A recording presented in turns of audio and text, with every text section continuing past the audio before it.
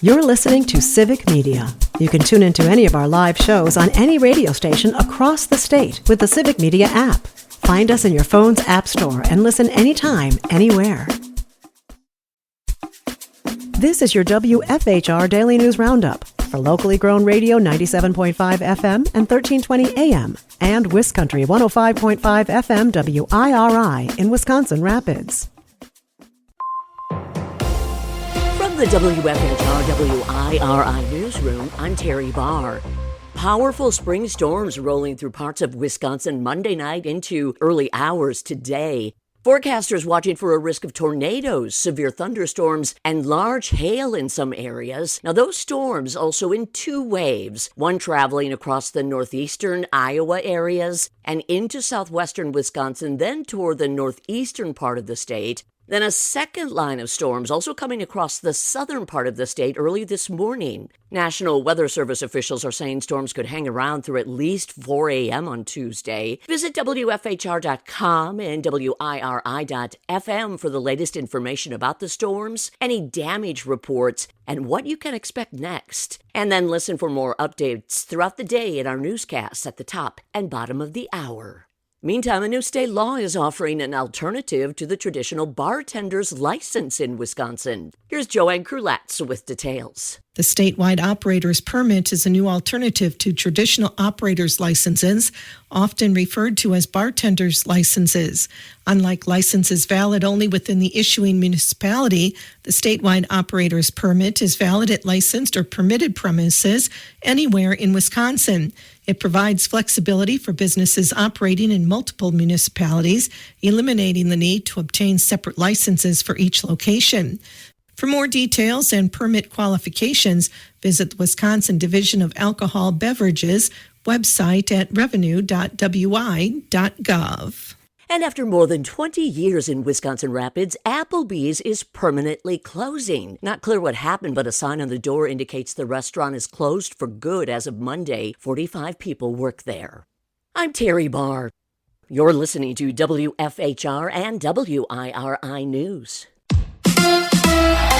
The Brewers head to Chicago. Hi, I'm Mike Clemens with sports, baseball. The Brewers opening a 3-game series tonight against the Chicago White Sox. Center fielder Garrett Mitchell on the 10-day IL with a strained oblique muscle. Pat Murphy on moving Jackson Churio over to center field. I think he'll adjust to it. He's got a long way to go to be a great outfielder, and he certainly has the ability, as he's shown offensively, he has the ability to be every bit as good defensively. So it's a work in progress, but I think he'll respond. NFL, the Packers have signed a free agent, Isaiah Simmons, to a 1-year deal. The veteran linebacker played for the Giants last season. NBA, a must-win for the Bucks tonight as they face the Pacers in Indy, down 3-1. Giannis on seeing Damian Lillard go down Sunday night with that torn Achilles tendon. You see your teammate being down.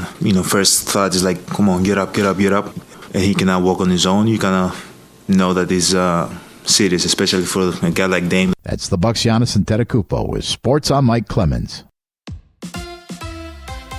On your entertainment beat, I'm Pete Schwaba. Sinners did not make as much as it did last week when it was also number one, but still set a record. The film pulled in $45 million, which is only 6% less than it made opening weekend. There's typically a huge fall-off in week two, even for hit movies, but especially for horror films, according to Variety. Impressive reviews are giving Sinners serious legs. And speaking of legs, Star Wars Revenge of the Sith 20th anniversary re-release was number two, bringing in $25 million+, which edged out Ben Affleck's The Accountant 2. If you want to hear Ben Affleck do a weird accent he didn't do in the first film, check it out. The Minecraft movie finished in fourth place with just over $22 million. Rounding out the top five was the horror film Until Dawn, which brought in $8 million. So far, the box office has seen 11% higher gains than at this time last year. A good sign, so keep going to the movies. The new Hunger Games film, Sunrise on the Reaping, is in pre-production high gear.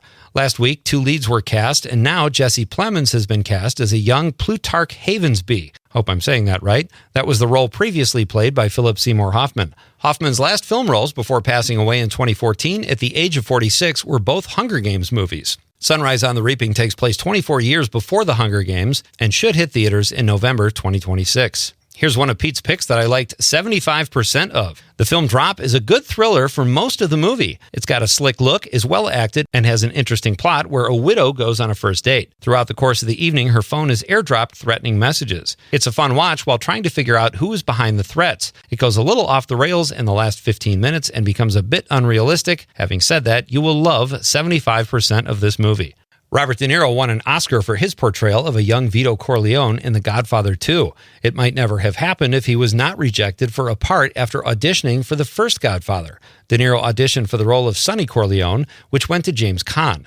At a ceremony in Los Angeles last week honoring Francis Ford Coppola, Bobby D thanked the famous director for not casting him in the first Godfather, saying it was the best job I never got. If you've got some money burning a hole in your pocket and are in need of a used couch, you might be in luck. The original couch from Roseanne will be auctioned off. The couch is expected to draw a $10,000 bid to start, but could pull in as much as 40 to 60 G's. Just FYI, this is the same couch on which John Goodman gave Roseanne a foot rub. But rest easy, the winner of the auction will receive a complimentary bottle of Febreze. For more showbiz fun, tune into Nightlight with me, Pete Schwaba, weeknights from 6 to 8 p.m. on the Civic Media Radio Network.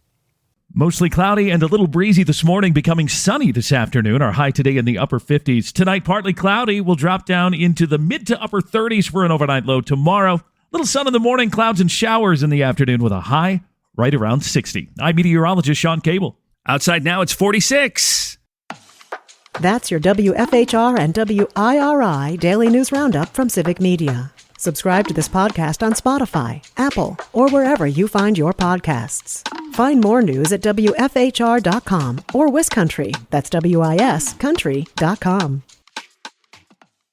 The national news cycle never stops, but it can be hard to find news about your local community. Civic Media is dedicated to providing quality local and state news coverage across Wisconsin. With the Civic Media app, you can get notifications about local stories that matter to you and your community. Find the free Civic Media app in your phone's app store and choose notifications from the menu to tell us what kind of news you want to hear about.